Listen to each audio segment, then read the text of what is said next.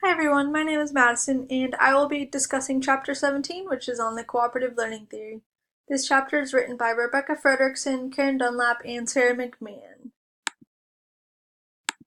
To start off, what is the cooperative learning theory?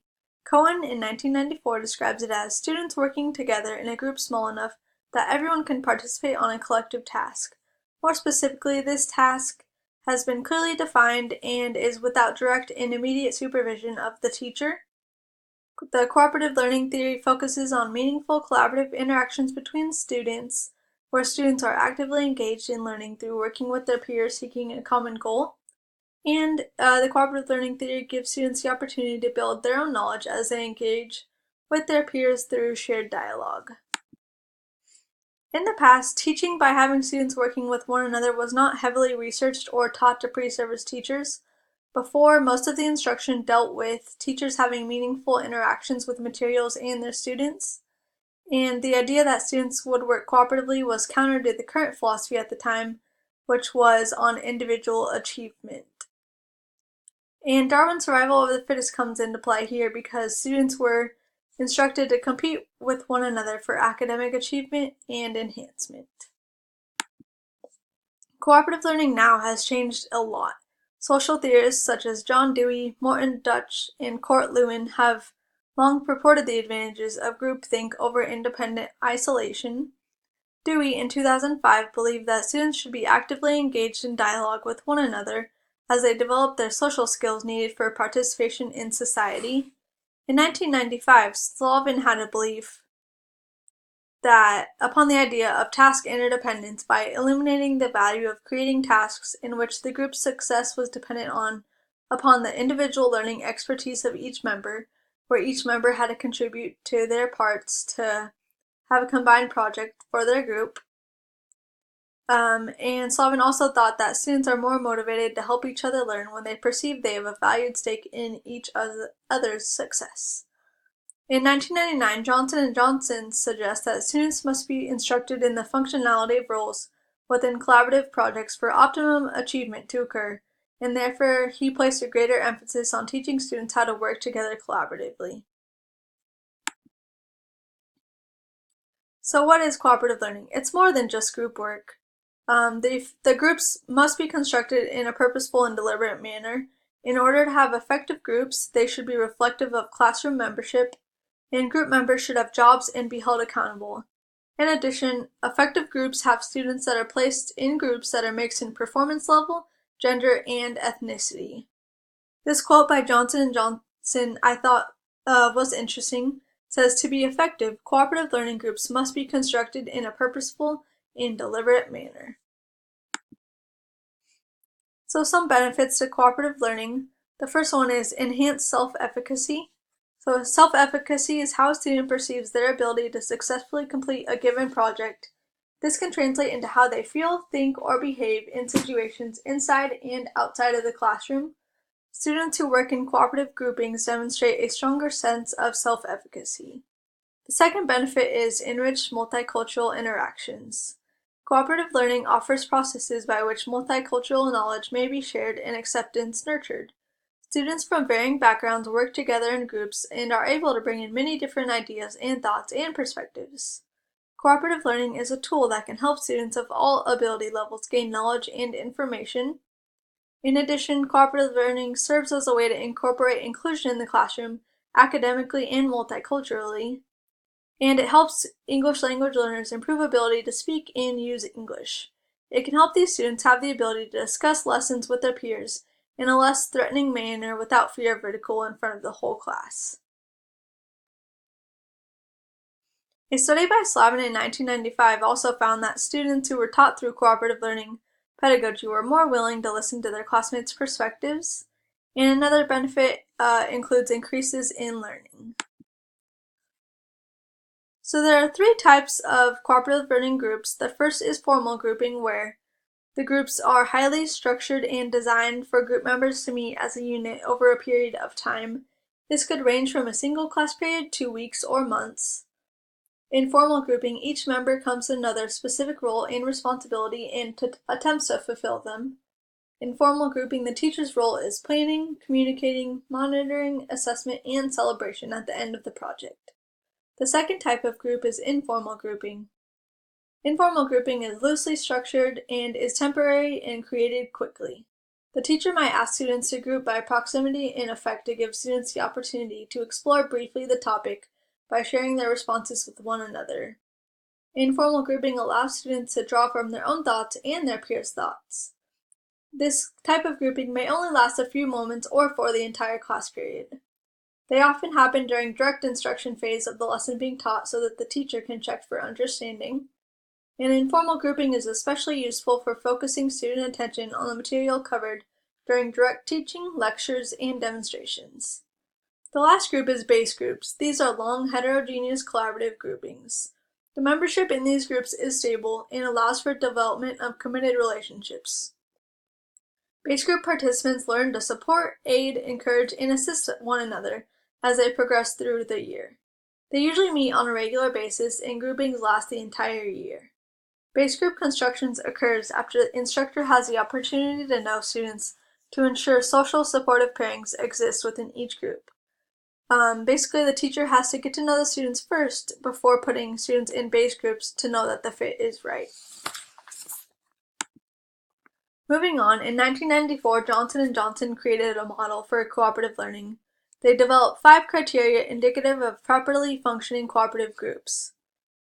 These 5 criteria include positive interdependence, which is the belief by each group participant that there is value in working with other members and both individual learning and task outcomes will be better as a result of collaboration. A high degree of positive interdependence means that all group members must participate in face-to-face interactions and be accountable for their portion. The second criteria that indicates a properly functioning cooperative group is individual and group accountability. Each member is held accountable at both the group and individual level. Information sharing contributes to the learning. No person is allowed to freeload the work off others. Under this, individual performance is assessed and results are given back to the group. And participation in cooperative learning groups contributes to students becoming stronger individuals. The third criteria is face-to-face interactions. Face-to-face interactions promote active rather than passive learning. Group members in smaller settings are given opportunities to overcome feelings of shyness and may improve self-confidence. Face-to-face interactions may also foster feelings of respect and caring, feeding to groups' motivation to finish the task. With face-to-face interactions, it also encourages the discussion of ideas and allows for feedback between members so that individuals can test ideas as they build knowledge and create relevant meaning. The fourth criteria is social skills. Using cooperative learning groups can help be a prerequisite for social skills that should be intentionally taught. Under social skills, this includes giving and receiving feedback, listening, sharing, trusting, decision-making, and conflict resolution. Social skills can also be integrated into academic lessons. And the fifth criteria is group processing. Groups need an intentionally structured time span that is set aside for reflective purposes such as reviewing data, progress monitoring, and maintenance of relationships. Through group processing, students reflect upon the degree to which they were successful in working together, completing the assigned task, and using social skills. This may include a debrief at the end of the project to assess effectiveness of group dynamics. In this slide, we'll go over the challenges to cooperative learning.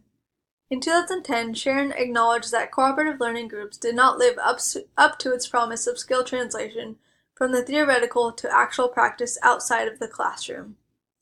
She found that a disconnect exists between cooperative learning's theory and its practice, and in addition, educators are not trained in cooperative learning methodologies, including confusion surrounding effective strategies. Another challenge is that there is resistance to heterogeneous grouping. This means that students who are higher academically functioning may be resistant to work with peers who are struggling. This could also include males who are resistant to working with females and vice versa. And the other challenge is that teachers may not know how to assess students who have been in cooperative groupings. Teachers assume that each student has participated equally within each group and they may assign a group grade. We all know that this is not the proper way to do it because not everyone will contribute the same amount.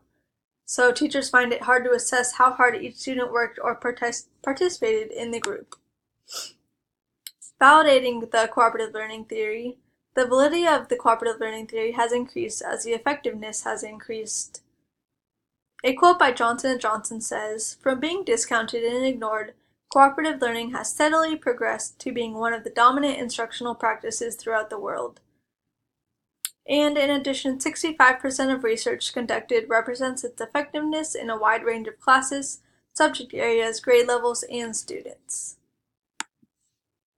Now we'll go over the role of the teacher in cooperative learning. What is the teacher supposed to do while students are in groups? So the teacher is responsible for making all decisions before instruction begins. This could include determining academic and social objectives to be taught. The teacher should also establish the method used for group assignment, determine the number of students per group, and decide which roles students will portray. Teachers can also decide the arrangement of the room and the materials in which they should be distributed. The second role of the teacher is to explain both the cooperative rules and the structure of the cooperative learning process. Students need to clearly understand the assigned task and manner of the assessment. Teachers need to make sure roles are assigned for interdependence and accountability, and behaviors and expectations for each member need to be addressed, as well as the social skills and interactions that will occur throughout the group. The third role is to closely and actively monitor to ensure students are on task. The teacher should make sure that academic and social skills are being addressed throughout the group time. The teacher should oversee and encourage student engagement, and this will increase the accountability that each student has. In addition, teachers need to make time after the task to debrief student groups and guide them in learning, to reflect on their behavior academically and socially, and give student areas for future growth. The last role of the teacher is to give clear instructions and expectations of the task so that students can understand. Informal groups may be teacher-initiated or teacher-directed during the instruction, and informal groupings may be used during closure of a lesson to garner student understanding. Here we have 7 strategies intended to assist teachers that came out on the Focus of Effectiveness in 2005. The first step is to make sure the group type meets the lesson need or objective. The size of the group should be under key consideration, and it's best to keep groups to a smaller size, and especially if it's an informal group, then the size should only be 4. The second is size of group should be key to consider, as I just went over. The third consideration is to create heterogeneous rather than ability groups. So groups should include students from different ethnicities, genders, abilities, and languages. Students highly benefit from working with students of different ability levels. The fourth strategy is to not use cooperative learning in all instances, because students need time to work independently and competitively sometimes. The fifth strategy is to randomly select students for groupings when using informal groups. Teachers can use a variety of options such as shirt color, birthday, letters, and name. This way students never feel like they are being singled out, and this works at all grade levels. The sixth strategy is to develop a structure for success for all groups. This means that teachers should make sure students have access to all the necessary forms and organization tools, and should assign roles to students so they know what they are supposed to do and can participate fully. And the last strategy is to continually create new teams. Teachers should monitor and adjust as successful facilitation of cooperative learning, and students need to be taught how to work cooperatively, so this means that the teacher may have to stop and discuss with students how to work together. The teacher should